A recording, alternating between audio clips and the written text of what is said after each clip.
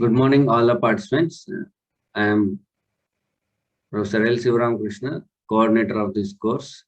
Welcome you to the last day of this MTP program, that is fifth day. So I hope you all enjoyed the last 4 days to the journey of 3D printing. What are the various applications of 3D printing, its design aspects, and also how you can build your own 3D printer, a small size 3D printer. And also we have also discussed about the how 3D printing from prototype production by Professor Sriram Venkatesh. I think we had one exclusive session on your how to manage your stress, right?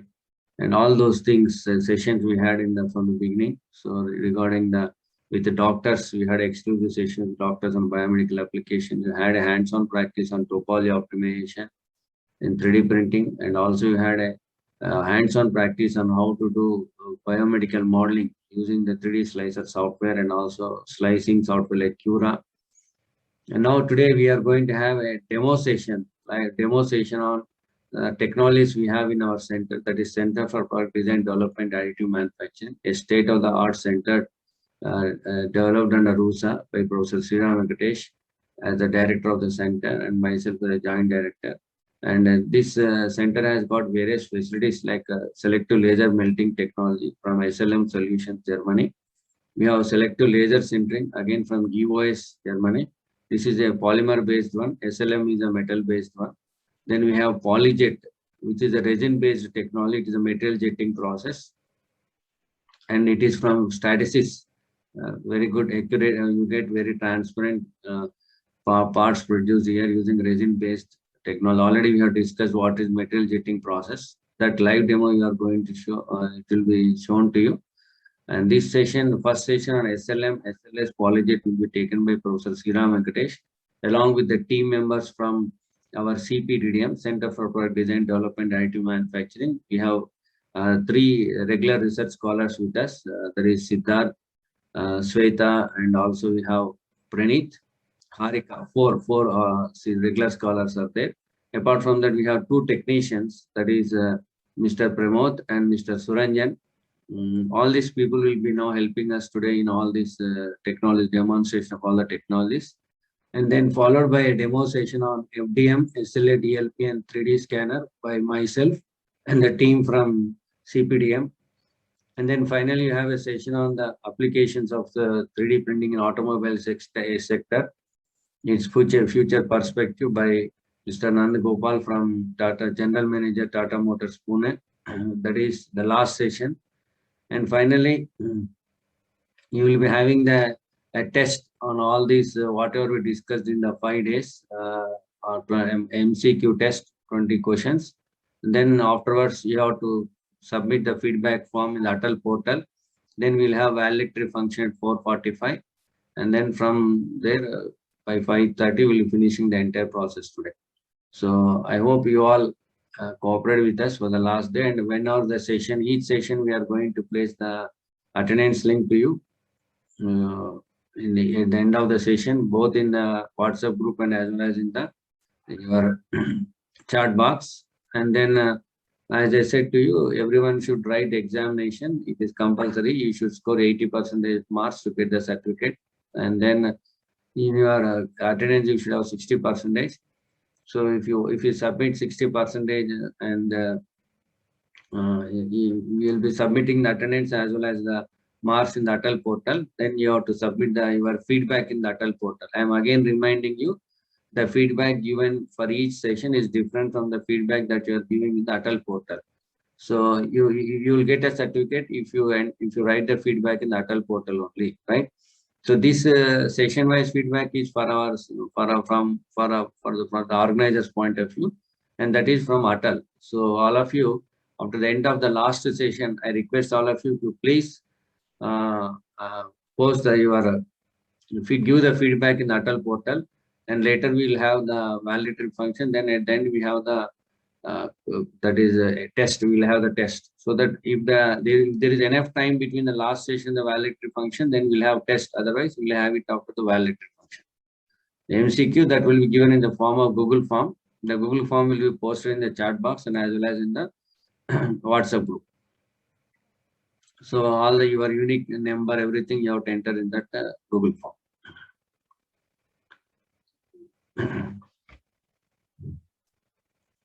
We'll wait for Mr. Suranjan, who is into the lab. So now we'll be joined by Mr. Suranjan from the CPDDM Center. Unfortunately, we have some power failure and the internet, but thing is, we'll be showing the demo. Already we have recorded the entire process because we know some problems are out of our reach. So we already recorded the entire process on our machine. Now we will show all the facilities available in our center. Over to Mr. Suranjan. He is our technician, and Siddharth is also coordinating there. Now, Mr. Suranjan and Siddharth, please proceed. Start from the entrance of the center. Please proceed. It is over to you. Please unmute yourself. This is our entrance to our CPDDM Center, Center for Product Design. It is located in the TDC building, Technology Development Center of University College of Engineering, Usmania University. This is our center. So you can see our name board and everything. So yeah, you can proceed. You can go inside the center. This is we got the selfie point for our center here, located outside our center. Any visitors, anyone, they can have a selfie point here in this, and also any event we conduct will go there. Now we are going inside the center.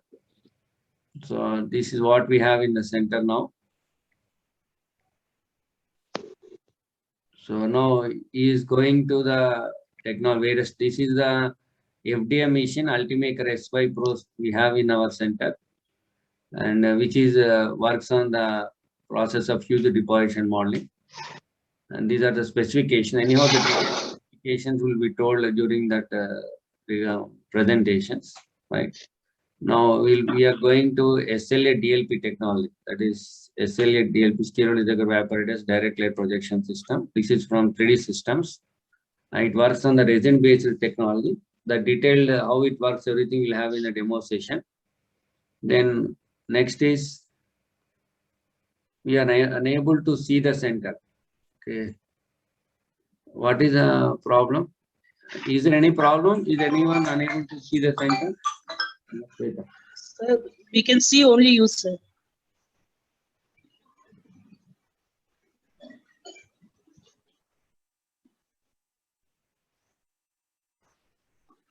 Sir, now you can see, sir. You starting again. Suranjan, you please start yourself. Okay.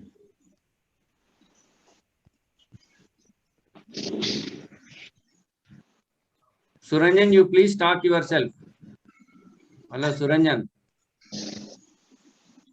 Yes, sir. Is it visible, sir? Visible, you are not audible. You please start speaking, Suranjan. I will not speak. Okay. Okay. Right. Okay. So hello, good morning, everyone. So welcome to CPDDM lab. So this is the entrance.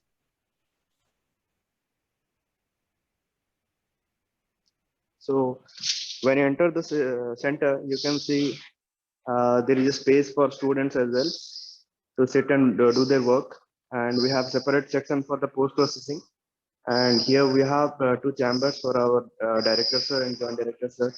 And moving to the machine section, first machine what you will see is our SLS machine here, which is selective laser sintering, which will be explained by Professor Sriram Venkatesh sir. So this is the machine. The name of the machine is Formiga P100. It is imported from Germany. And here you can see the pictures we have posted that these are the prototypes we have printed and the process. And moving to the next machine, we are having SLM here, selective laser melting. This is also going to be explained by our professor during this session today. And here you can see all the specifications of this, and completely it will be explained by our experts. And moving to here you can see one FDM printer. It has been made as a major project of MT by one student. So it's a Suranjan, you can in-house also 3D print. show the powder sieving machine, Suranjan. Powder in the SLM. Right? Okay, sir. So as I shown, this is the selective laser melting machine. So along with the machine, we have some additional accessories for this to do the pre-processing and post-processing. So what you are seeing here is a powder sieving machine. So what basically does it, when the powder which is used in our printing, so there will be several impurities in that powder. So in order to reuse that powder, we have to put those powders in this machine, so that what it will do, it will segregate the impurities from the raw powder, and it will give us the good powder. So basically it works on transducer vibration. So this is the powder sieving machine, and this is the vacuum cleaner what we use to suck all the dusts and other particles. And we have to use the inert gas cylinders which are presented here, and there is a dehumidifier here, and this is the chiller which is used to cool down the machine. So these are the additional accessories required for this SLM machine. And we have here tool section where we keep the tool, and some post processing can be done here, and for some we have to go to the post processing section. So moving to the next machine, as I told, this is the FDM printer, and by using this printer is done by one ME student. So like these parts we have built here. There are so many parts that sir will show you in the further session. And this is also FDM printer, but this is highly automated, and it is having two extruders and some inbuilt material station. This is quite advanced one, but technology is same. And this is the DLP printer what we are having here. It works on it takes resin as a form of input, and it uses UV light projector as a light source.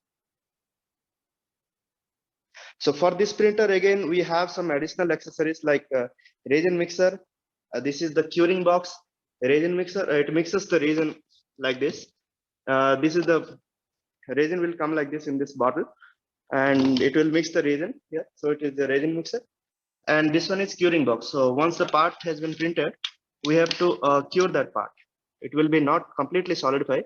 So we have to keep the part in this UV light chamber. It will solidify it. So the next one is here polyjet machine. This is one of the earlier machine to our lab. So we procured this in under TechView. So it will be also explained by Mr. Siddhartha. And these are about the machine. Now let's move to the post-processing section. There I will show you how we do the post-processing. Also, this room is we use this room for storage of materials. So this is what you are seeing here. It's a post-processing unit for the polyjet part. It's kind of water jetting. Once the part has been printed, so there will be some resins and some other additional supports will be there. So we have to keep those parts inside this, and we will use a high pressure water jet to clear that part. So moving to here we are having a shot blasting machine. So this is basically for the metal parts. What we are printing, those metals, they will have some rough surface finish. In order to get a better surface finish and good surface quality part, we have to do the sandblasting. So here it is right now it is off condition. Pramod will show you. So this one is also a mixer. We use this for powder mixing of SLS machine. It will also mix the powder. It will the rollers will rotate, and it will rotate mix the powder properly. And this unit is for the SLS post processing. When the print is completed, we will keep the bin here. As you can see, it's a hollow empty bin. When the print completed, this bin will be full, and when you press this pedal, it will come up, and you can collect the part, and you can collect the part from the separate the part from the powder. So these are all the post processing units, and this is also similar to shot blasting, but this is here we use air pressure. So we keep the SLS printed part inside, and there is an air gun inside. So by using that air gun, we will remove the unwanted powders from the part, and we will clean the part. and this is the material storage section where we keep all the materials and spare parts and all. So this is all about the post processing section. So sir will carry further.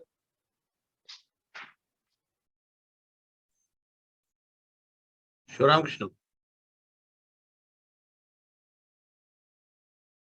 Professor Shivaram Krishna.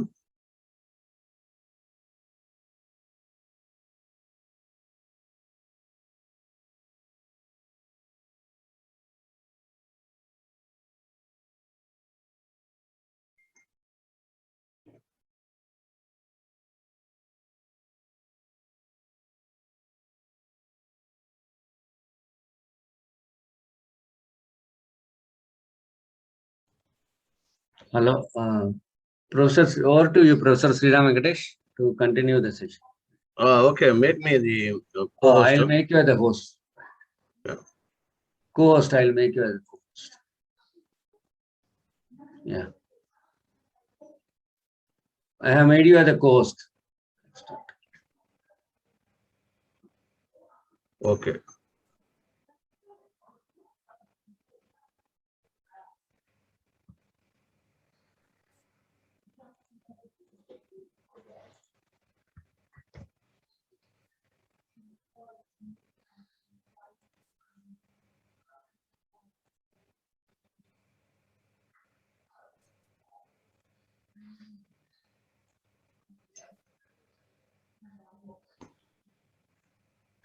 Any problem, Venkatesh?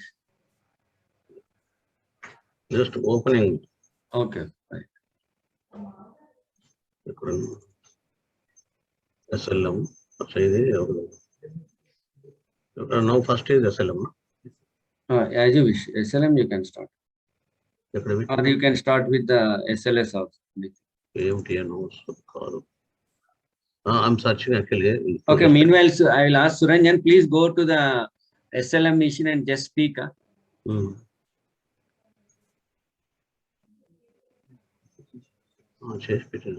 Suranjan, please start speaking, Suranjan, please. Suranjan, please start speaking. Just a minute. Please go to the machine, near to the machine. Switch on the camera. Yeah.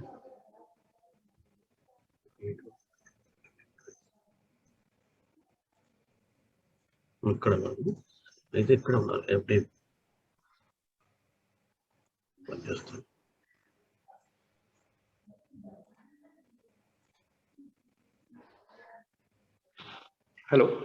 Is it audible, Okay. sir? It's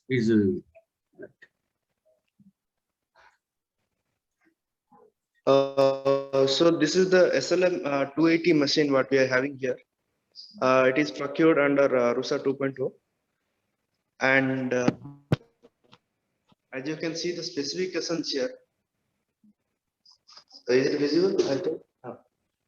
So the model is SLM 280 and the build volume is 280 mm into 280 mm into 365,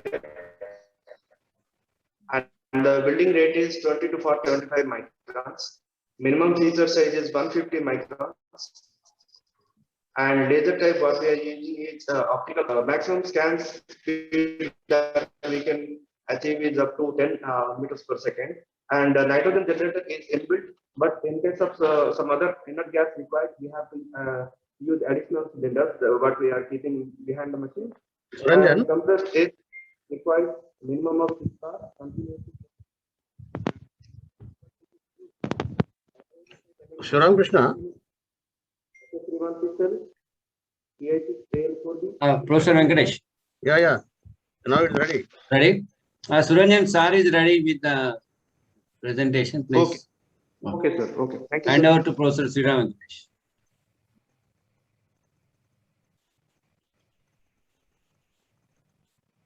So co-host, You are made co-host. files. Chesava? Already you are made co-host. Next. You have to go to share screen. Then select share screen and select that we share select entire screen, entire your screen, and then below you have sound no, it's below sound and video option.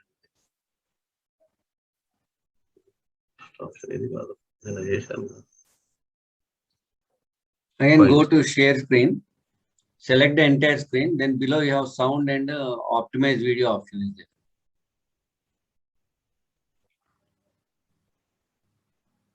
there. Now in the share, you are in the sharing mode. Just you can double click the SLM, then you can run the video. Over? Yeah, but audio is not coming. I think you have not selected the audio, Venkatesh. You can stop sharing screen. Hello. You can stop sharing the screen, Venkatesh. When sharing the screen, below you have the select audio option, audio video option there. So I have to stop sharing, huh? Now again go to share the Share. and then you select whole screen. Yeah. And below Share you have sound. two options, audio and video. So below dot button will be there. Now you start. Aluminum alloys, nickel Start alloys, from beginning. cobalt chrome. It is a SLM 280 3D metal You printer can start from beginning. imported from Germany. Yeah. The maximum build volume of this particular machine is 280, 360 mm. 280 x-axis, 280 y-axis, and 360 g-axis. The materials handled by this particular machine are aluminum alloys, nickel alloys, cobalt chrome, stainless steel, and copper alloys.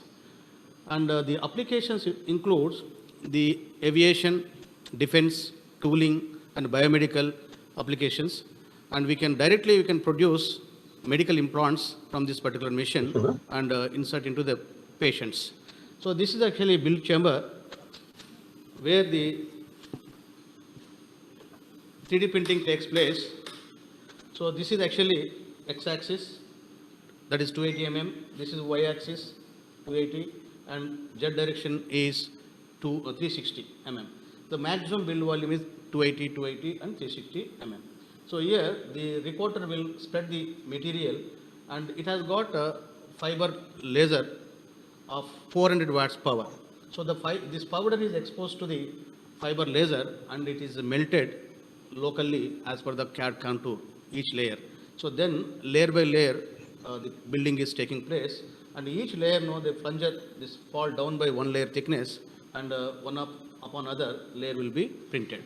So after printing the machine, we'll take it out and we do the post processing. This is a typical component built by this SLM 280 machine. It is made from stainless steel powder by melting process. Another part built by this particular machine is a demonstration part, having in between there is a lattice structure, support structure. Again, it is made from stainless steel powder.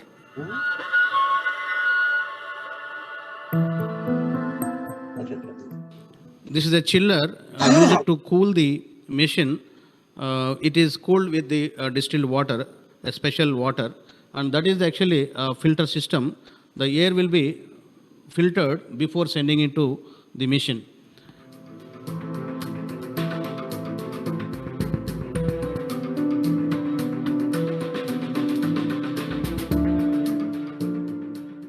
So these are the two gas cylinders. Here, this is the nitrogen cylinder, which is used for powder sieving machine to create environment where to prevent the oxidation of the powder.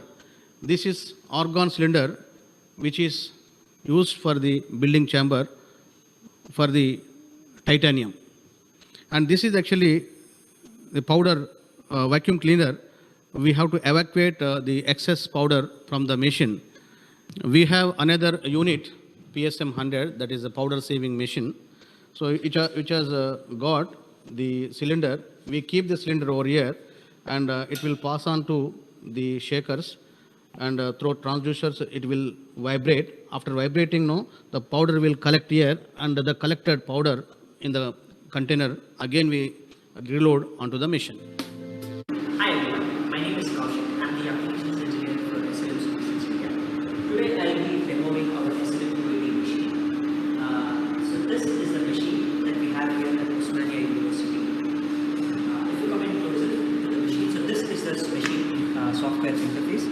call it the machine control software. This is where you control the different aspects of the machine. Then we just open the door quickly so that I can show you the inside. So this is the process chamber of our SLM280 machine. It has a single 400 watt laser here, and then it has cameras for monitoring the process. This is the build chamber. The volume is 280 by 280 by 365. Then we have the recoater, which is right here, which coats front and back, and we have the overflow chamber here to collect the unused powder. The machine comes with built-in glove boxes so that the user can do the cleaning without opening the door and without exposing himself to the powder. So if you look inside, if you see look at the two walls here, the one on the left and the one on the right, you can see that the right side wall has a kind of a texture to it. That is because this is a completely porous wall. We call it the sintered wall. So what it does is it helps to maintain a very good gas flow, good gas circulation during the process. When I say gas, I mean inert gas, because laser melting, especially in metal AM, we want it to happen under an inert atmosphere. So we try to maintain as low oxygen level inside as possible by supplying a constant supply of inert gas, whether nitrogen or argon, depending on the material. Using the sintered wall and the two gas inlets, one here and there is one at the top, we take away whatever smoke or soot that is generated as a part of a melting process, and that is taken inside and it goes through the filter process and the same gas is recirculated. So by doing this, we are able to maintain very low oxygen levels, sometimes even 1 or 2 ppm. Let's look at let me just open up all the doors so that you can see. So this right here is the laser. Right above that is our computer.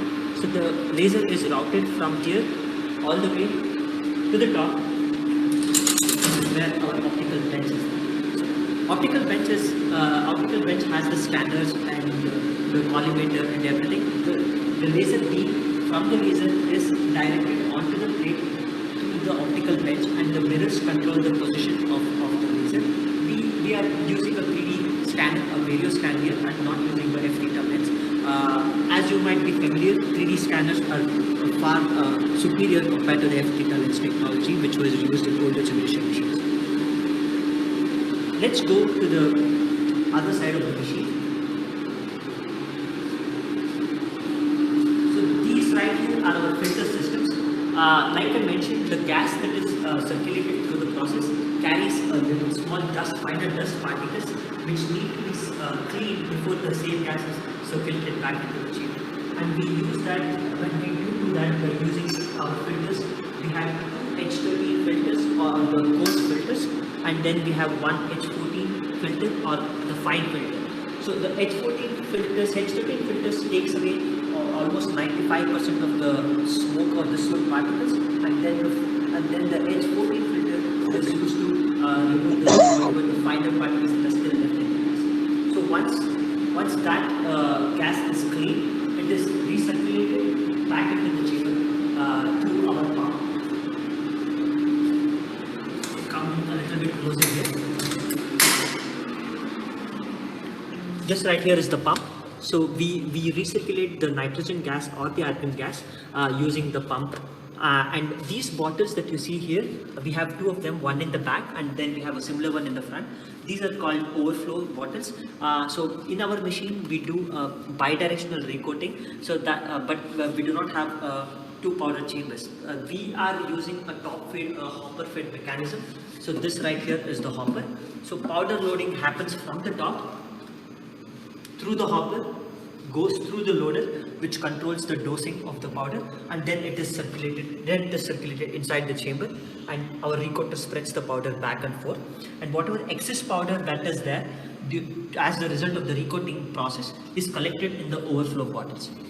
So this powder can be reused. It goes through a cleaning cycle, we call it a sieving process, and after that, that powder is loaded back into the machine. So the wastage here is very less.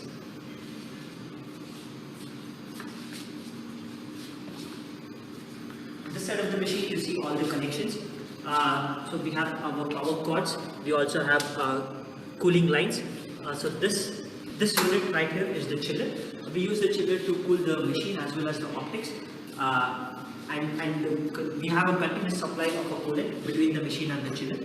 So the chiller has to be on at all times when the machine is running. The other input is our compressed air. We use compressed air again for cooling as well as for all the pneumatic valves that we have in the system. Coming back to the front of the machine, so this is again a software interface. So you can load the file using this option, and then we have the options to start the process, pause the process, stop the process. This button right here is used to open and close the door. This just turns on the light inside the chamber.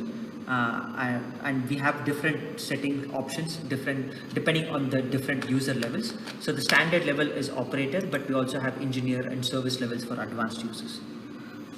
And the other thing about the software is we have multiple sensors which read out different values at all times during the process. So you always have traceability during your build process. So at any given point of time during a build process, you will know what is the oxygen percentage inside the chamber.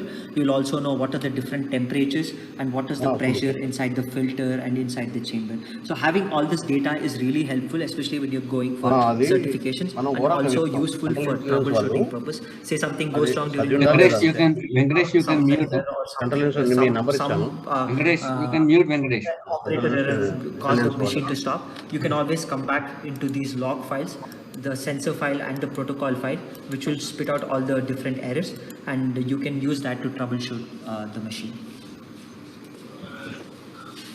So this is the machine itself. So right here you can see the other overflow bottle, the front one.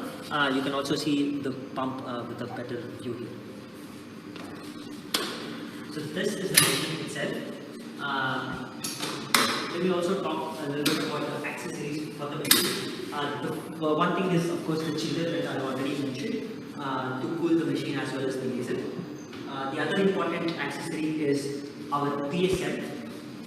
This is the powder sealing machine. So as I mentioned, the used powder from the process which is collected in the overflow and also during the cleaning process needs to be cleaned before we put it back into the machine. So the way we do it is we use the sieving machine. So basically, this is like a fancy cleaning process, or like a bench sieve, but here the cleaning happens under inert atmosphere. So we supply nitrogen or airborne for this unit as well to make sure that there is no oxidation of the material during the cleaning process. So the used powder gets collected from here in bottles like this, and the same bottle goes inside the PSM. And then that powder is basically, this is like an ultrasonic vibrator with a fine 75 to 100 degree mesh. So from the vibrations, that powder, the impurities get separated from the powder, and the clean powder gets collected here, wherein we attach a similar bottle just like this. The clean powder gets collected here in the big bottle, and then the impurity is collected in the small bottle, which later needs to be disposed. So this clean powder here, again you take that and you go back and you load it from the top into the bottle. So that is the PSM. Again, as you can see here, the PSM it uses compressed air for all the pneumatic valves and everything. It also has a inert gas supply. This one right here is, I would say, your best friend for a metal layer process, because this is a vacuum cleaner. You need it at all times. This is not just a regular shop vac. This is a wet separator, a liquid immersion based vacuum cleaner. Basically, it has a water filled inside here. So whatever powder you suck through the vacuum process is immediately inertized as soon as it goes into the waterway, and then it settles down at the bottom as a slurry, which later needs to be disposed. The reason for using this specific vacuum cleaner is to again avoid any possible fire hazards, because you don't want to vacuum metal powder with a regular shop vac, because agitating the metal powder at any point is not a good option, is not a good idea. That's why we recommend using a wet separator like this for your metal cleaning. Hello everyone. Now let's take a look at the software preparation to prepare the file for the SLM280 machine. The software that we are using is Additive Designer. So this is a one-stop software for the complete file preparation process required to print a part on the SLM280 machine. If you look here, the software mentions all the steps that you need to follow to get your final slice file. So to start off, I have already loaded the file here, and you can see the software interface.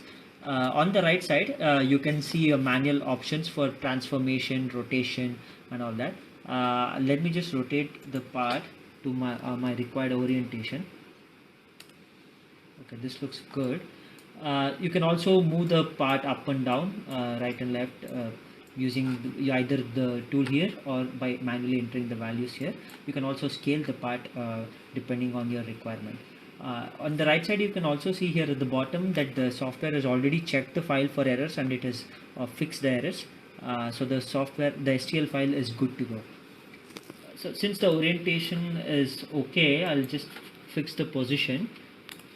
I also want to reduce the size of the part. It's bigger than what I want to print, so I'll just scale it down to 50%. Okay, that looks good. So now let us go to the next step, that is support generation. So support generation, depending on the parameters that you give here, like your overhang angle and your filter regions, the software automatically calculates regions for which support structure will be generated. So right now the overhang angle is set at 40 and the region is at 2. I'll just say calculate regions. The regions are already calculated. You can see that they are color coded. Whatever you see in red is an overhang angle which is below 8 degrees, and then you see the other 24 degrees and 40 degrees. So the areas in green can be printed without any support structures, but the areas in red and orange, they have to have supports.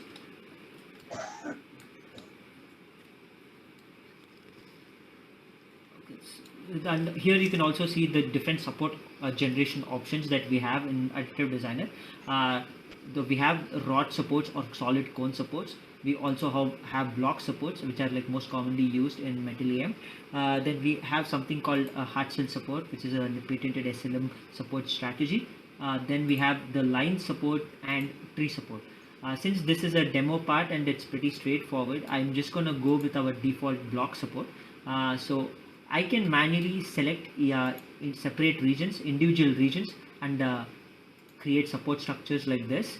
But at the same time, I can also select all the, if I want to use the similar supports for all the support regions, I can just quickly select all of them on this drop down on the left side and then just say assign. So when I do that, the software automatically assigns a block support to all the support regions here.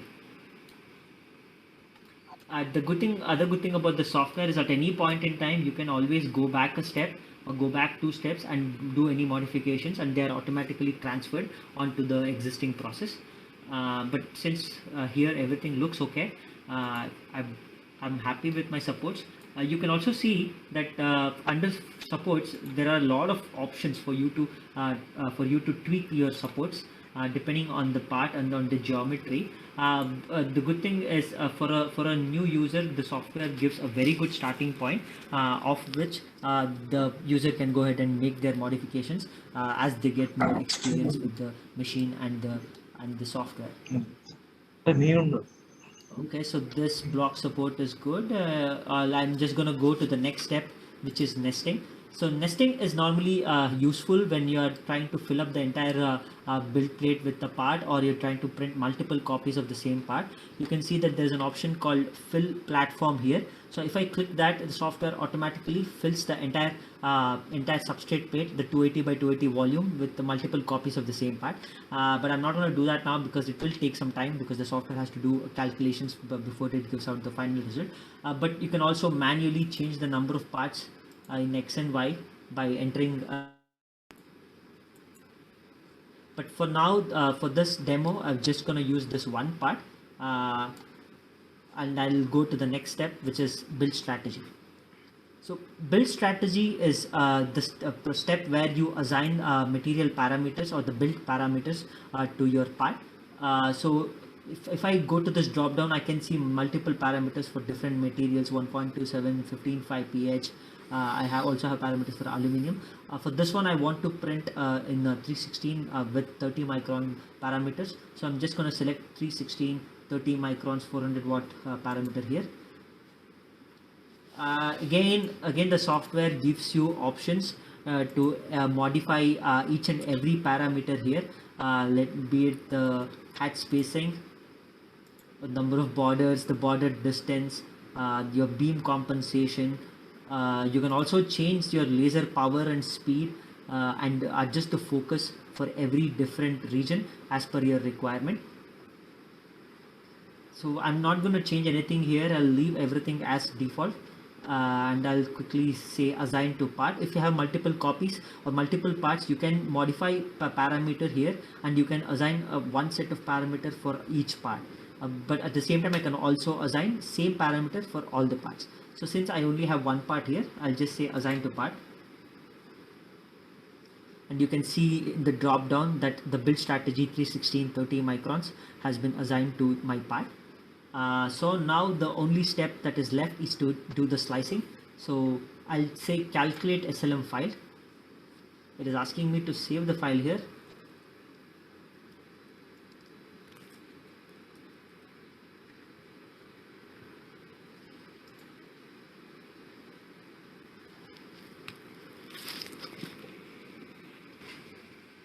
Okay, so we've assigned the 316 material parameter for 30 microns for the 400 watt laser. So only thing left is to calculate SLM file. But before we do that, I had already mentioned that in this software at any point in time you can go back a step and do modifications if required. Say for example you want to change something with the supports. So I just went back to step 3. The support that I've used is default block. And say if you want to make any changes here and like you change the spacing of your block, which is basically the distance of each support block, you can change that. You can also change the tooth pattern. If you want, you can change the height or turn it on or turn it off depending on the part. You can also make angle support. If you just turn on deformation and if you say activate, then you can basically move your supports. You can create angle supports if required. I'm not going to do that right now because this support works well. But basically what I'm trying to say is that we have all these options and these options are available for all the supports. So the user has complete control over the support parameters as well as the part parameters here. Like I already mentioned, you can change each and everything. There are about 100 to 150 parameters and all of them are editable.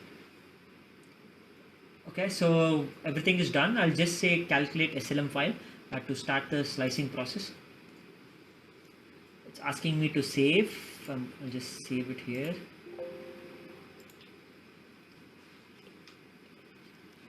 The slicing has started.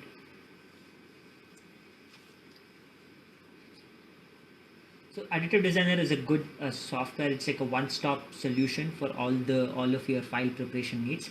Okay, slicing is almost done. All right, so there are about 1400 slices and my part is 44 mm tall. I can use the slider on the right to you just guide through all the slices one by one. And at the same time I can also use the slider here at the bottom, which will show me the scanning pattern for every layer.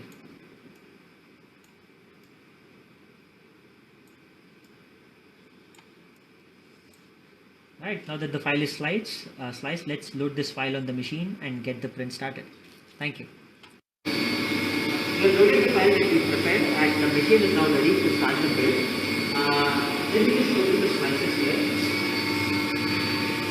You can see that on the machine software, you can quickly go over all the slices and verify that everything is okay.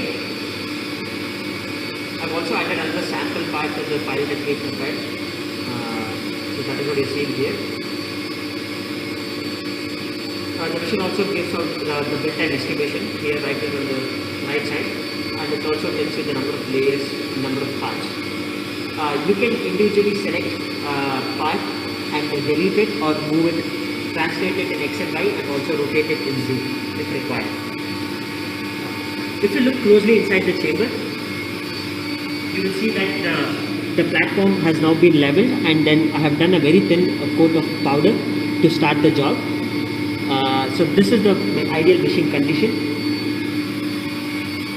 You can also see that the current oxygen levels are less than 0.5%, 0.3 to 0.5 oxygen. The two sensors are showing 0.3 and 0.5%. This is a very good condition to start the job. The file is loaded, everything is set. Now it is hit play.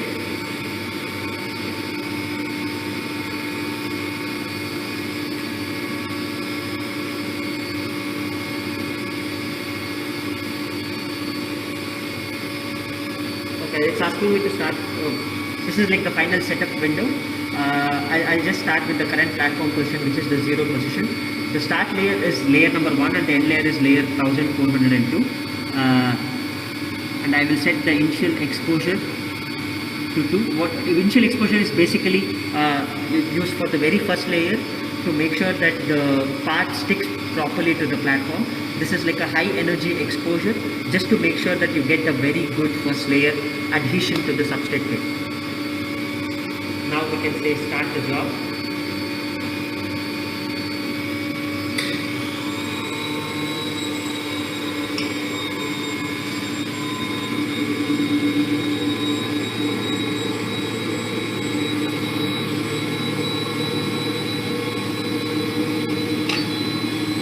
That was the first layer, and then the recoater moved.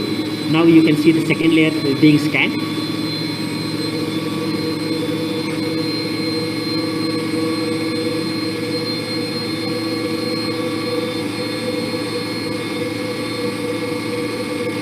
So the process is repeated over and over till we get a final part.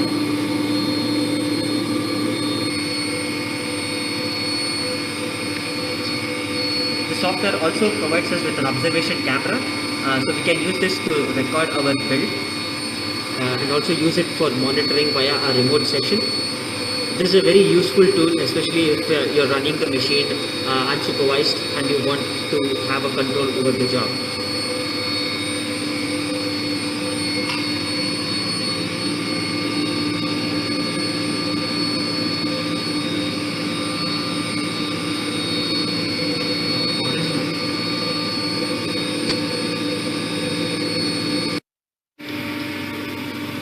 So the job has finished now, and Chitradeep right here is actually cleaning the machine to remove the part. You can see he's basically collecting all the unused powder and he's putting it into the overflow bottles. So this powder will then be sieved and reused.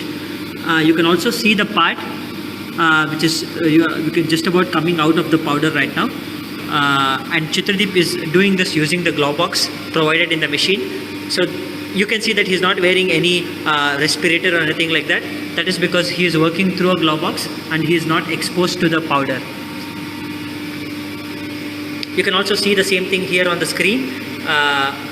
He's basically brushing off the powder from the part, and finally the part will be taken out along with the substrate plate, and the supports will be removed to reveal the part. You can now see that almost 70% of the powder has been cleaned. You can also see the substrate plate or the platform now, and you'll see that the part is actually attached to the plate via the support structures. So once the powder is completely cleaned, we unscrew the bolts holding the platform in place, and then we take the platform along with the part outside for post-processing. So here is the part sitting on the plate after all the powder is cleaned. Now we are going to remove the support structures that you see here and then display the part to you. We have now detached the part from the base plate, okay. And we are in the process of removing the support structures. We have already removed most of the support, only a little bit is left. Once all these supports are removed, we will do secondary finishing processes like bead blasting or whatever machining that is required on an ideal case. But for this, we'll just be removing the support structures later. So this has been a demo of our metal AM process on the SLM280 machine. We showed you about the machine. We have showed you the setup that we do on the software. We have also showed you how to start the job, and we have showed how to clean the part and take it out of the machine. This is Kaushik from SLM Solutions, and thank you.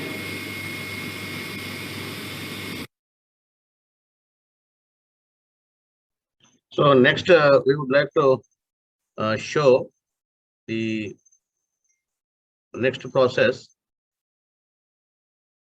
Files.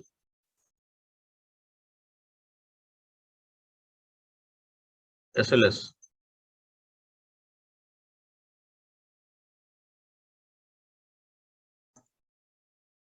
Usunda?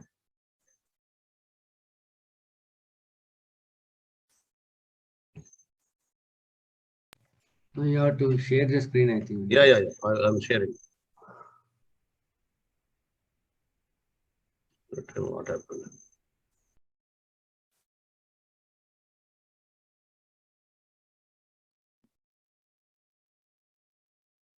Yeah, this is about it.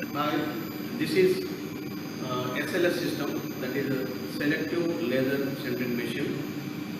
It is imported from Germany. EOS, Electro-Optic Systems, Germany, Munich. So the model name is Omega P100. So earlier we used to say that no rapid prototyping system. Now we have changed the word rapid prototyping with the additive manufacturing. So this machine is imported in 2009 from MHRD funds, Government of India, for particularly doing research and consultancy and UGPG projects. So this actually machine builds parts up to 10 micron surface finish.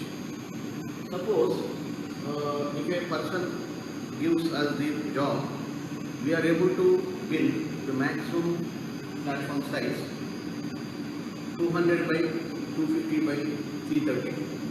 So 200 is x-axis, 300 is 250 is y-axis, 330 is g-axis. So x, y, g.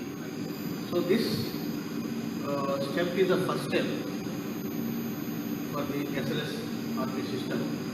For example, after modeling the component, so we got the STL file. This is the STL file. So the STL file will be opened in Magix.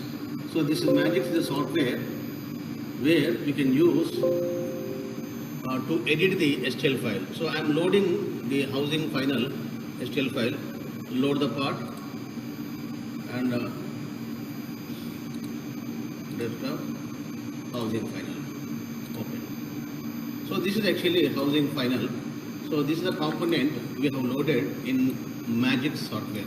So we can put annotations and we can make the part into scaling, and we can text also we can put, and if you click this now you will get an information that this part is having x-axis is 99 mm, y-axis is 116 mm, and g-axis is 43.75 mm. So the total volume of this component is 49,436 mm cube. So like this now we can have information over it, and after that we can slice it. So after completing this part, we have to slice it. So to slice the software, we have to use EOS RP tools. So this is EOS RP tools, and here I'm just opening the slicing, and it is finished. So after completing the slicing, any errors are there, no, that will be removed. So this is the slicing software.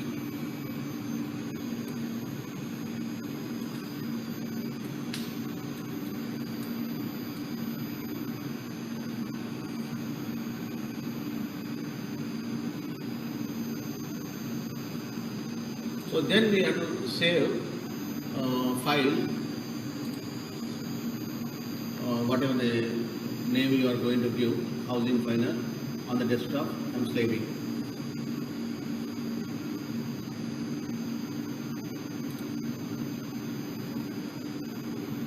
Housing final. This is the SLI file. The first step is 3D CAD model.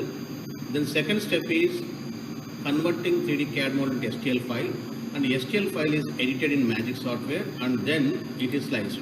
So this is slicing file. So slicing file has got the extension SLI. This is SLI. You can see I will information properties if you see. So SLI file. So housing final, automatically this name, whatever the name is given to the component name in the Magic, same name is carried to this. So but the SLI means it is a slicing file. So automatically this file is saved as SLI file. That means slicing file.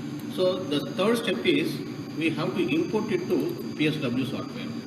The PSW software is nothing but it is process software. PSW means process software.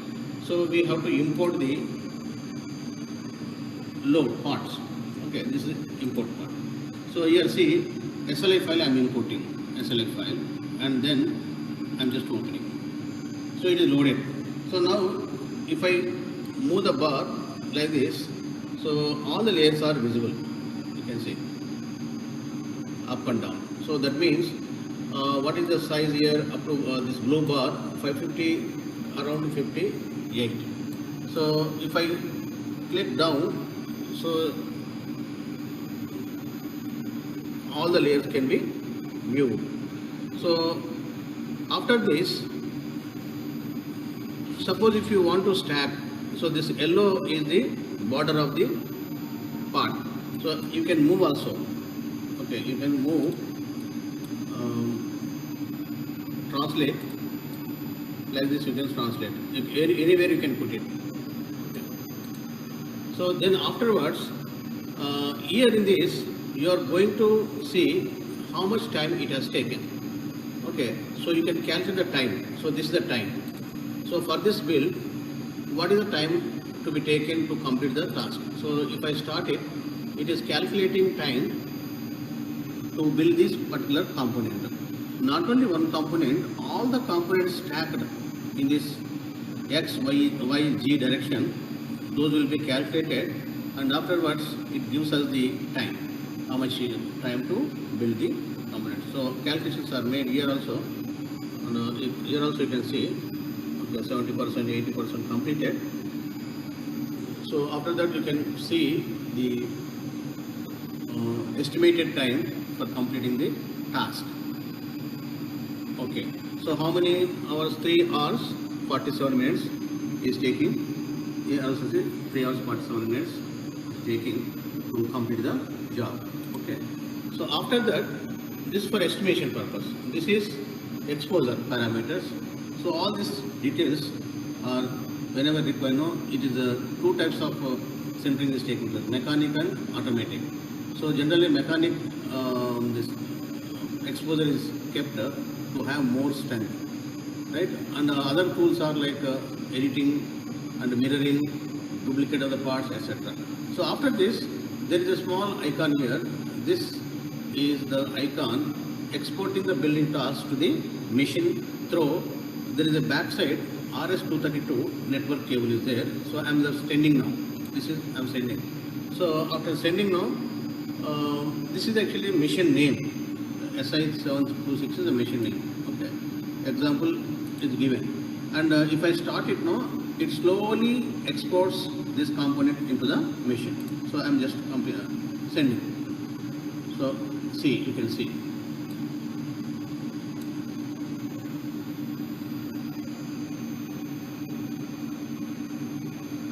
All the layers information is sent into the machine.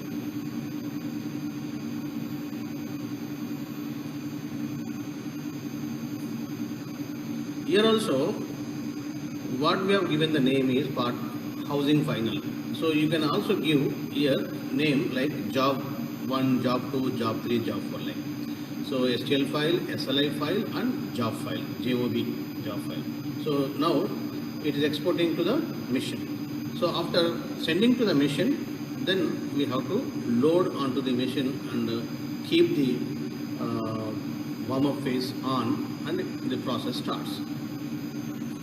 So this is actually a monitor where all the activities starting from ending will be displayed, and we can see how the part is loaded, and this is actually a recorder is moving left to right, and suppose if I press this, so recorder will come here, you can see, so recorder is moving to left.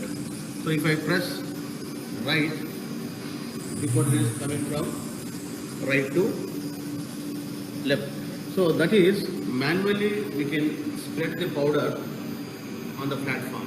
So at least 5 to 10 mm platform thickness should be there. So this is actually shutdown button. This is a setup, building task. Suppose if I press the building task, so these are the various jobs that are loaded already. So this is a housing file or something like names are given. So suppose if I press this, so now it displays that no, we have to load it.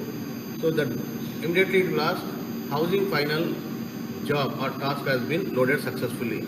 So then we can say press enter. So similarly we can see all the parameters. So building process.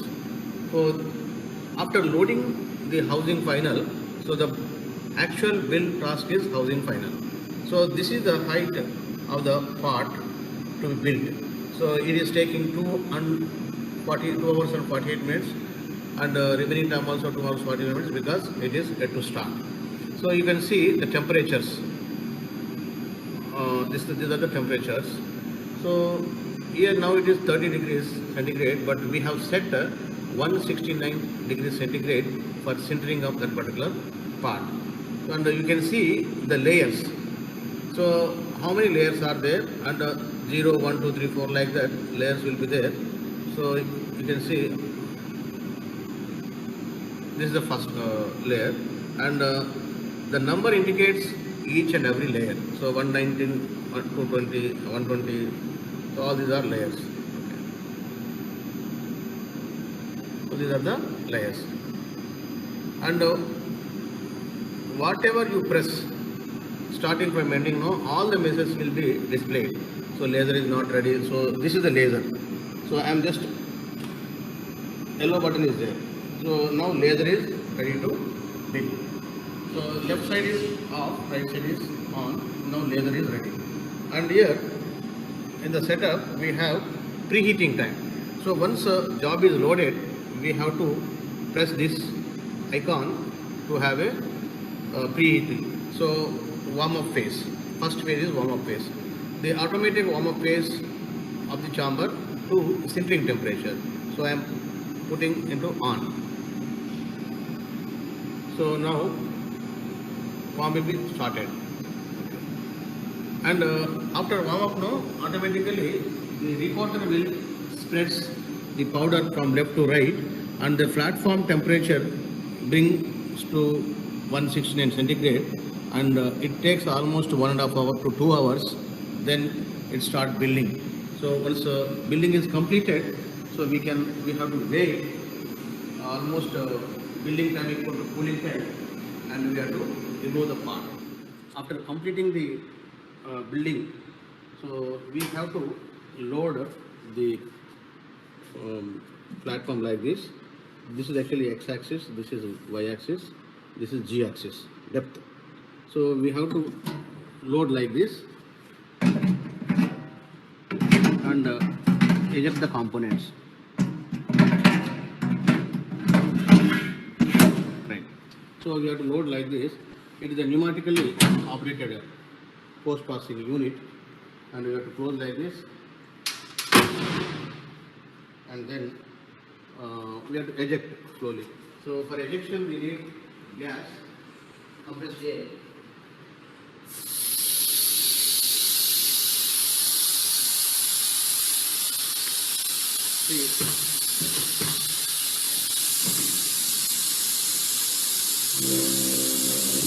This is the parts are ejected and we have to clean the part and the excess powder will be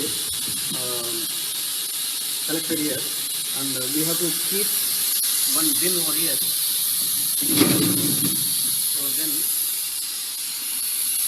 So after collecting all this user powder, then we can use it for second run. So after removing the components from the bin, we have to clean through a blaster. So this is a blaster gun. So with the help of this we can clean it. So we have to put two hands here and we have to close it. And then through this gun we need to clean. So this is the last step. And after using the powder, used powder again, old powder, new powder has to be mixed here. This is the mixing. Whether new powder or old powder are together. For example, 70-30 or 60-40. That is old powder, new powder. We will mix it. So mixing, before mixing, we have to measure through some beaker or something like that. And after pouring into this bin, we need to mix thoroughly at least for 45 minutes. So this is a mixing station. So after that, after mixing the bin, and we need to keep on the floor at least for 30-40 minutes to remove the static electricity, so that the powder granules will not carry any static electricity.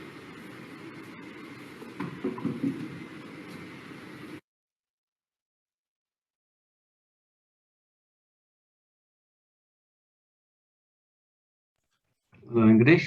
Yeah. Last one. We will see now the polyjet processing. Okay, right. Just it blank, it became blank. Just. Yeah. Just now it's closed now.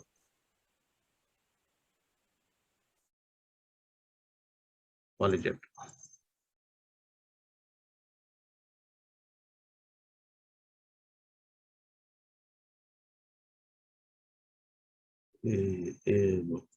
ఎట్లుంటుందంటే ఇది జూమ్ది problem ఉంటుంది.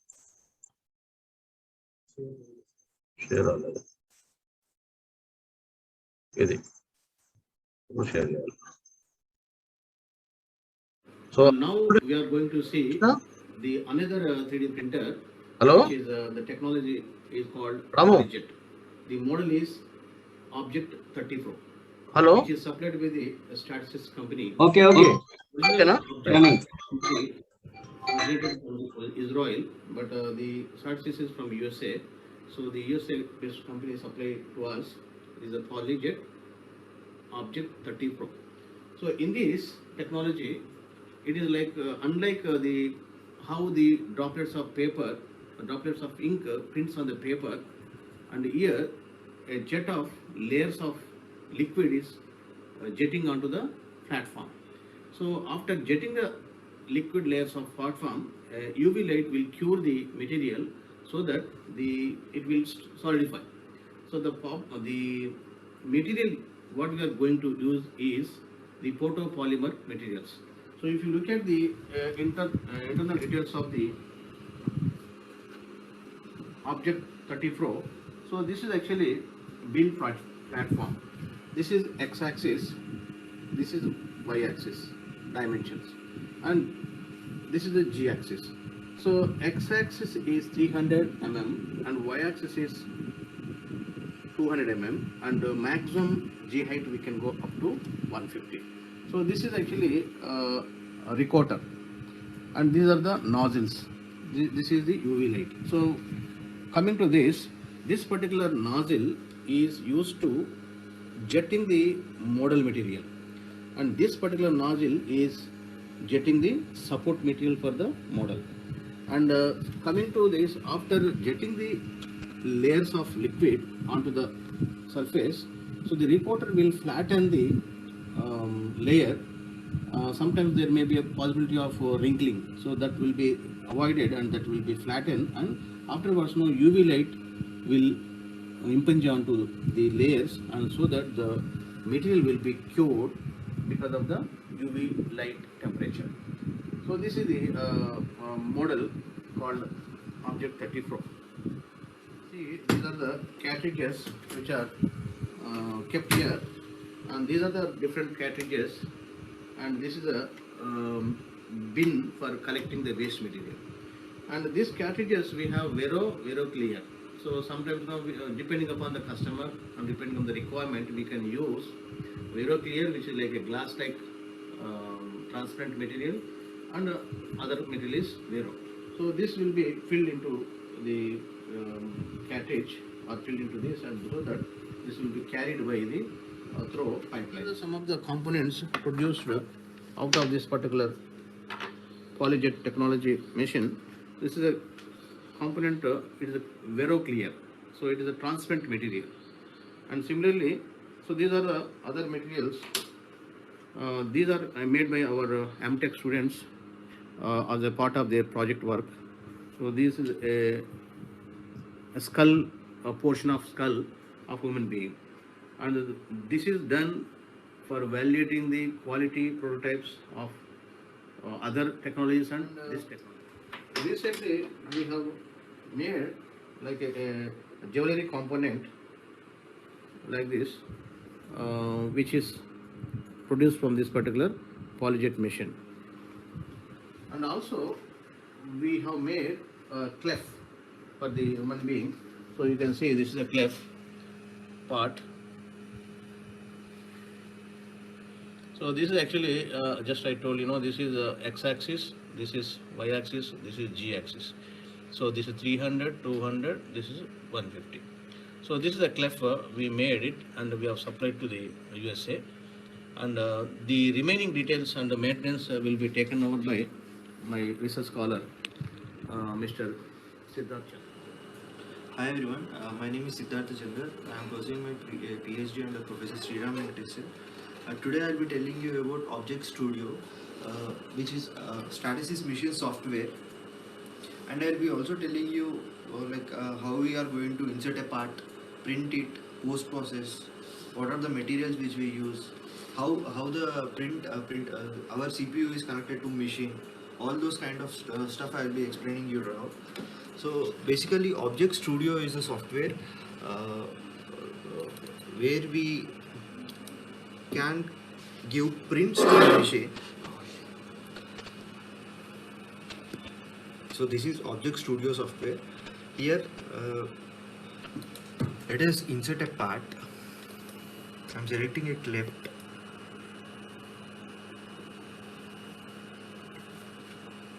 So once the part is loaded, we can do matte finish or glossy finish selections. Now I have selected for matte. We can transform it, scale down it, rotate it. I'm actually scaling it down to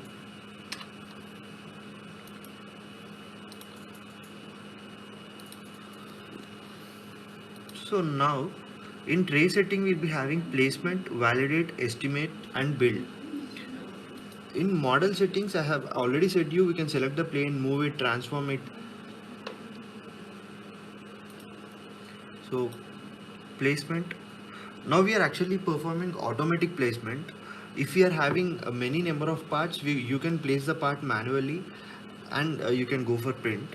Validate is where design validation is done. If there are any contour errors, such kind of errors will pop up here. You can't actually change correct the part, but you can just know what are the errors which are there, design errors which are there in this design or part.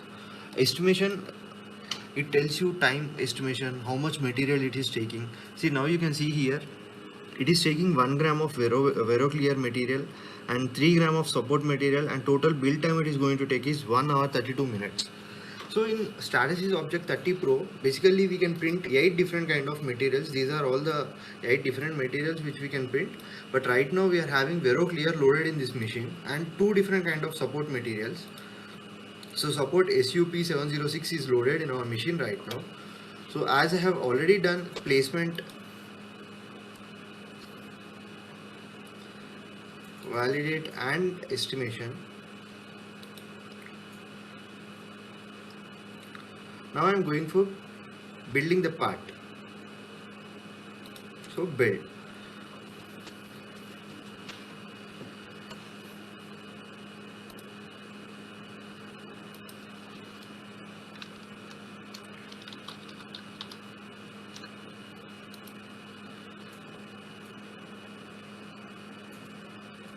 So this is job manager window, where you can have all the previous jobs which we have already done, history, all those things you can see. Here you can see how many slices it is the part is going to take. This part is going to be sliced into 12 slices or layers you can call. And here you can see how much support material, model materials are there in our machine. So before giving to accept, see, now we have said to print in software, but we didn't ask printer to accept the file. To do that, we will be having a remote desktop. So this is remote desktop, where this is the actual desktop of, you can say, machine ka desktop hai. So here, if you go online, it will accept the print which you have given there. So here you can see the heads temperature, support materials temperature, heads temperature, pressure, waste tank capacity, all these things you can see here. So now I am going online.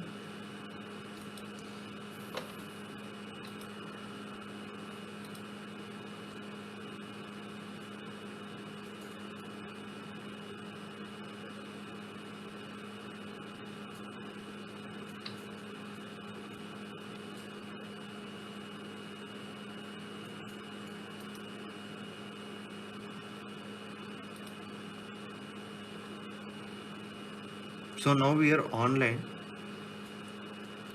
Now the machine's heads will be heated to certain temperature and it will start printing. So in meantime, I'll be explaining you all the process maintenance things which we have to do regularly. See, as we have already said you, this is a resin based machine. There are certain maintenance tests which should be which we should do regularly. Such maintenance tests are purge sequence, pattern test. We are having some wizards like head alignment, head cleaning, head optimization, material flush fill. Whenever we change the material, we have to go for flush fill. Like every now and then, say we can you have to go for UV light calibrations, wipers cleaning. All these are some maintenance tests we must perform in regular intervals of time. So now heads heating is taking place.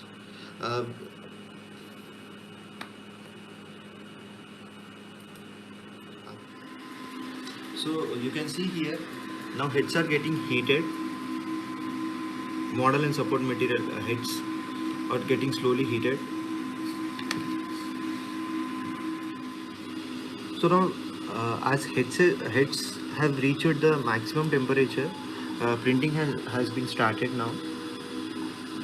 So here also we can see how much of time it is going to take, slices, number of slices, the height of the print, and once print is job started, we can see how much of print process is done. So here we can see actually the wiper is cleaning the nozzles now.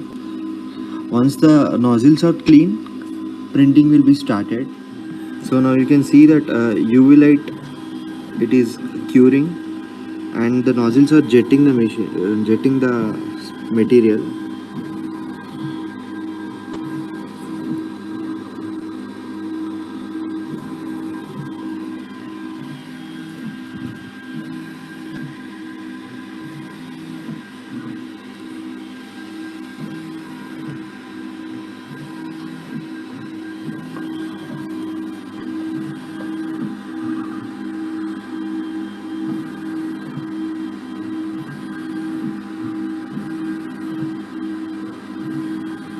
So there is a part which we are printing.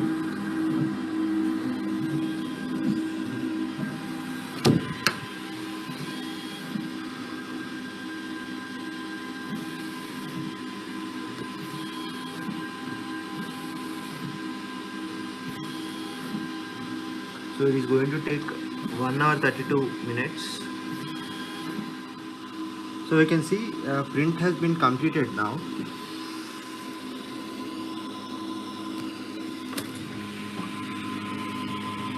So this is the cleft part which we have given for print.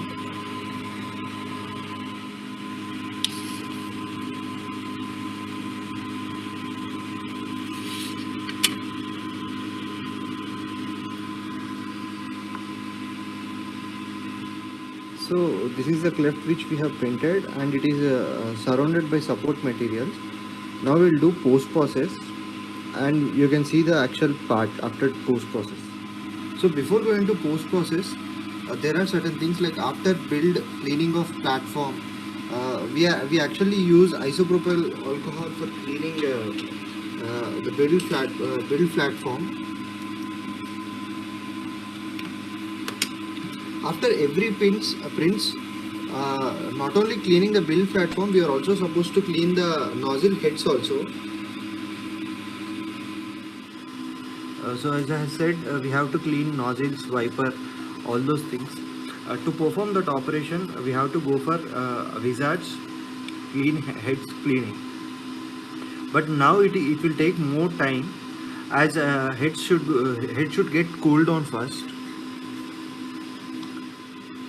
So now let us go for Vizard's heads cleaning.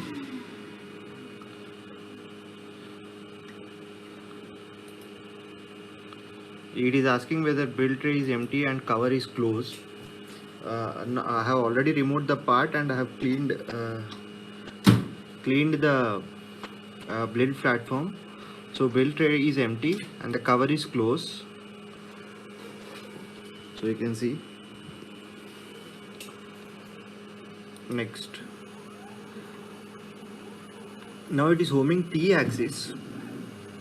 So once this homing is done, we can clean the heads.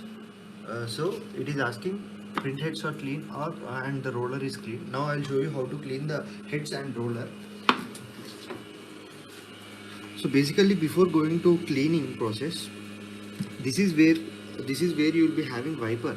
See, at regular intervals of time when print is happening, this wiper it will clean the heads, so that there will be no solidification of resin. If at all some resin gets solidified at the heads of nozzle, this wiper will clean all those solidified materials and that will be sent to the waste tank.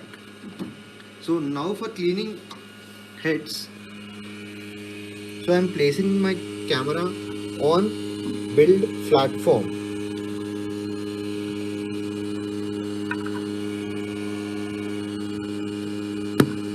So I think now you are able to see the heads. So these are heads and this is roller. So I have cleaned heads and roller. I am using the same isopropyl alcohol for cleaning heads and roller. So these are heads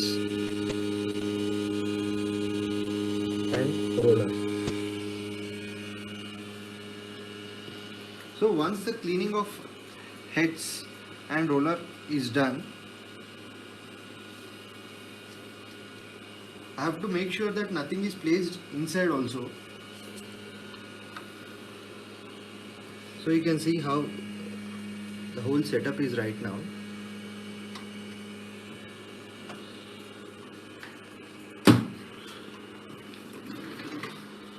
So now print sheets are clean and roller is clean. Next, the build tray is empty and the cover is closed.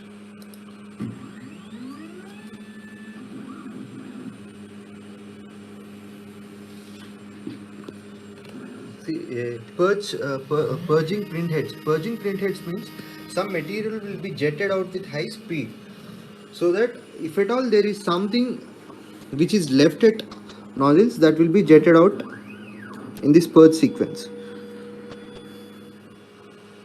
So heads cleaning is done. Now we'll go for post process. Post process machine setup I'll show you now. This is the part which we have printed now, and this is the polyjet water jet machine for doing post process. But as the part is very sensitive, we can't do it using this, so we will be doing with using sodium hydroxide. So this is the polyjet water jet machine from inside. So as part is I have already said you, as part I have taken very complex part. The reason behind taking this kind of complex part is our Stratasys machine, it has very good advantage where we can go for high resolution, where you can go for VeroClear, you can go up to 16 microns. So I have selected a very complicated part here. For doing post process of such complicated part, we basically use sodium hydroxide. I have added some sodium hydroxide into water, and now I am trying to dissolve it.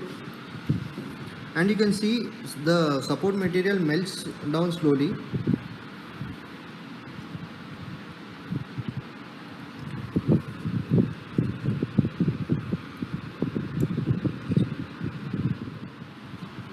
So we have done the post process. You can see this is the scaled down part, and this is the actual part, actual design. This was printed previously.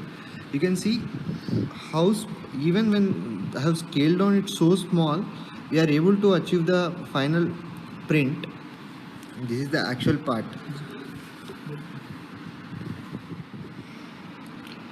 As I have already mentioned, using VeroClear, we can go up to 16 microns. You can see these meshes here, and even when I have scaled it down, we are able to achieve those meshes. So that's the great advantage of PolyJet. Thank you.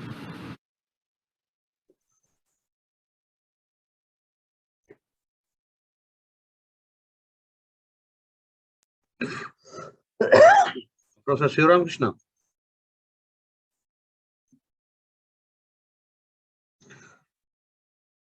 Anyway, you have seen so far the demo on SLM, SLS, and the PolyJet. The components which are produced from SLM can be used as a direct and end products, the functional products. Whereas in the case of SLS, so we can use them as the prototypes, or wherever the temperature, application temperature is less than 100 degrees centigrade, the SLS parts can be used as functional parts, or otherwise we can say end product. So in the case of PolyJet, we can use it for different applications, like even the jewelry applications, and the more fine details are achieved. In the case of PolyJet, is a liquid-based 3D printing systems. So both the SLM, SLS are powder-based, and one SLM is the metal, and SLS is the powder. The powder is polyamide powder, which is of 60 microns size balls. Average ball size is 60 microns. And apart from polyamide powder, we can also handle polyamide glass filled and polyamide the polystyrene, which is also requires the support material. So the advantage with the SLS is, unlike other systems, SLS does not require any support systems material, since the loose powder surrounded by the component will act as self-supporting. So with this, I thank all the participants for actively participating and witnessing the demo on SLM, SLS, and PolyJet. So over to Sweta or Professor Shivaram Krishna.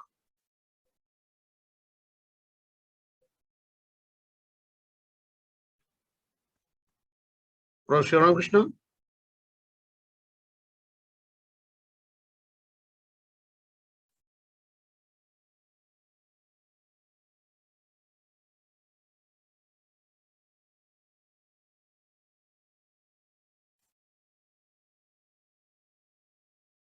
We are unable to see the center.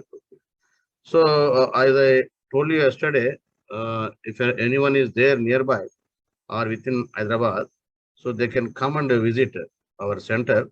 So those who are not able to see clearly in today's demo class.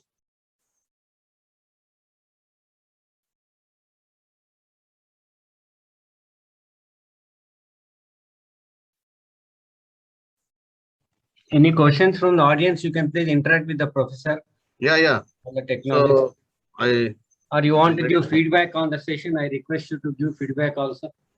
And there's a senior member faculty also there in this session. There's a question that how many times? I'm looking at the chart box. So one question is, how many times powder is reused in SLM and SLS? So SLM, there is no bar. We can use any number of times. But in the case of SLS, so we can use it for almost 3-4 times. But only thing is we need to add new powder and old powder in the ratio of prescribed. So old powder we cannot go more than 50-55%. So new accordingly new powder is to be added in the case of SLS. SLM we can use any number of times till exhausting. That one more question. Oh, that's not a question. Thanks for a very interesting session. Okay. So any more questions? If you don't want to ask, you can put in the chat box. I will answer.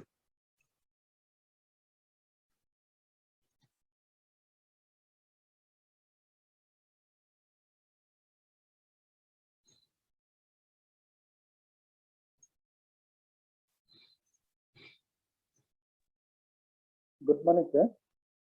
Yeah. Sir, is the durability of the product compared to the traditional manufacturing? Bit louder, please. Bit louder. Sir, as compared to the durability of the product, sir, as compared to the traditional, is it agreed to sustainability, sir? Again, durability. After that, what is that you're saying? I don't know. Of the product, sir, compared to the traditional manufacturing, normal conventional manufacturing.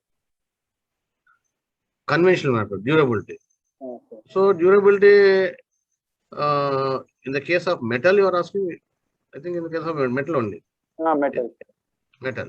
So durability is almost same. There is no problem. But only the density. If you look at the density, it is compared to the conventional one. It is 99.9 density percentage density. It is almost melting and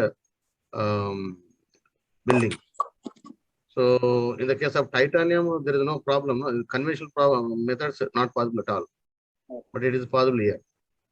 So SS, titanium, and there is no as such no durability less than the conventional one.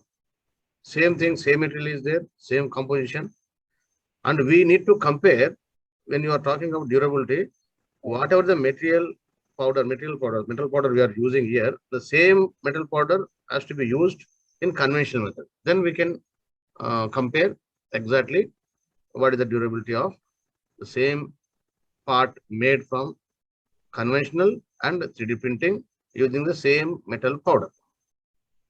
Thank you, sir. Thank you. I think there is another question, Professor Venkatesh. Yeah. Which process is more accurate among SLS and SLM? See, SLS, SLM, accurate means there are two things. Quality of the pot we are going to build. So both are actually SLS, SLM. SLS is the selective laser sintering. So we have shown you the plastic sintering machine.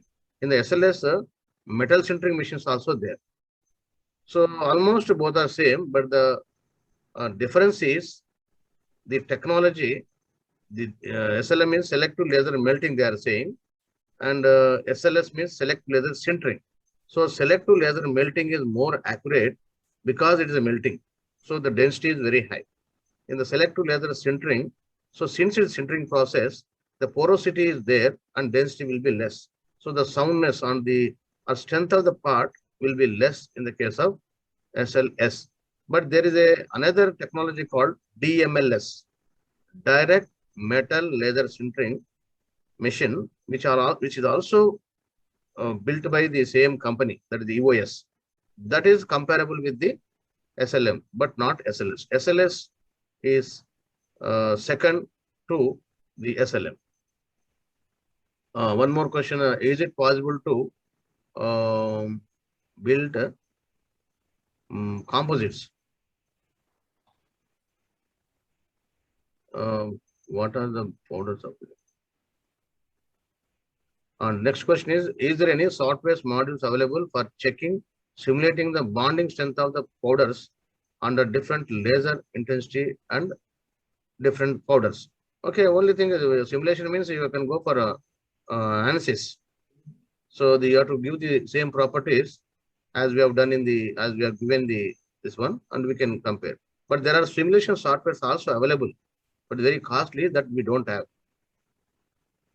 Another question is by Rajan.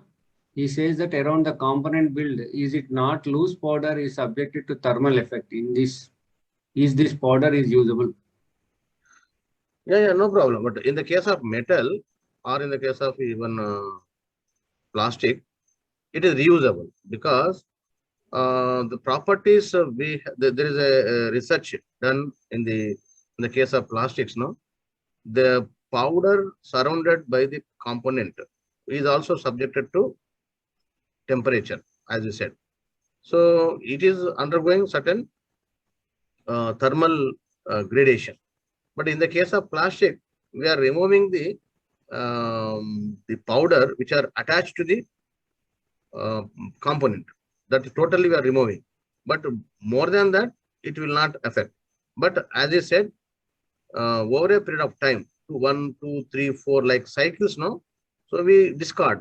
In the case of plastic powder, we are discarding the after 2, 3 times use.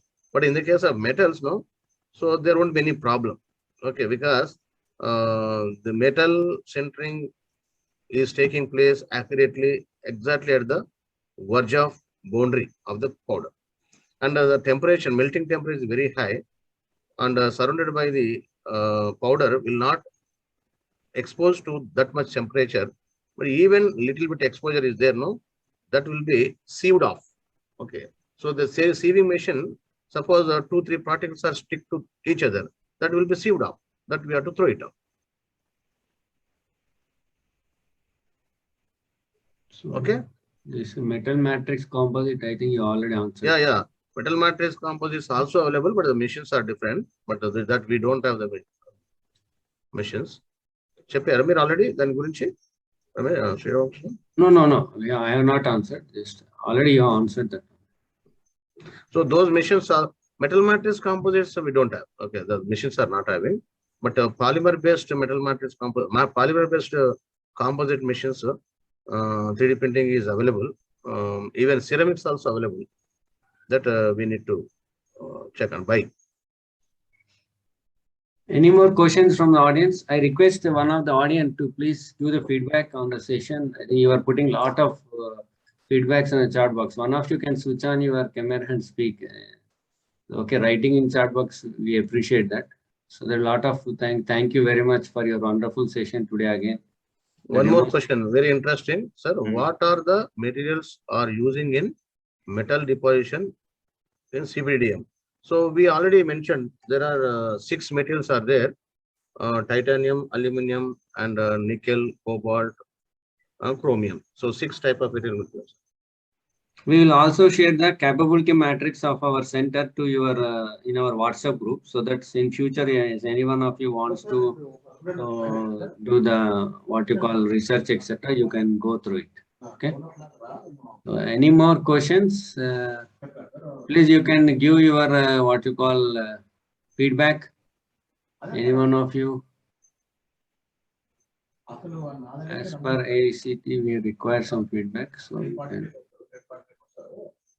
Mr. Rajanna, can you do feedback?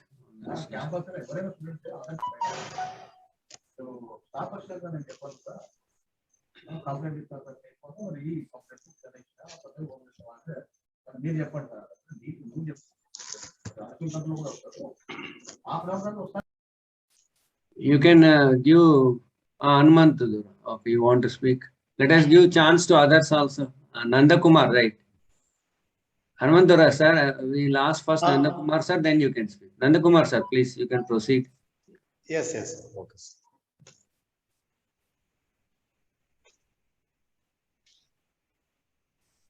I have to unmute. Is any problem? Nanda Kumar gar, any problem you have? Hello. Hello, Mr. Nanda Kumar, you can you speak? Hello, 3DP 139. Am I audible? Durgar, am I audible? Yes, sir. Yes, sir. Nanda Kumar gar, can you want to speak? You switch on your camera. You want to speak, you can speak. Audible, sir, you are audible. You can speak any Nanda Kumar gar, anything. He is unmuted or not, we have to see. He is unmuted only. Okay. I don't know why, what's the problem? Now you can continue, Durgar. Okay, sir. We are again very happy.